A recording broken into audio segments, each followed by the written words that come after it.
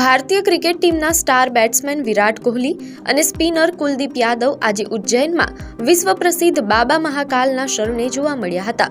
વહેલી સવારે યોજાતી ભસ્મ આરતીમાં બંને ખેલાડીઓએ ભાગ લીધો હતો અને ભગવાન મહાકાલના આશીર્વાદ મેળવ્યા હતા. કપાળ પર તિલક લગાવી અને પરંપરાગત વસ્ત્રોમાં સજ્જ થઈને બંને ખેલાડીઓ નંદી હોલમાં મંત્ર જાપ કરતા નજરે પડ્યા હતા.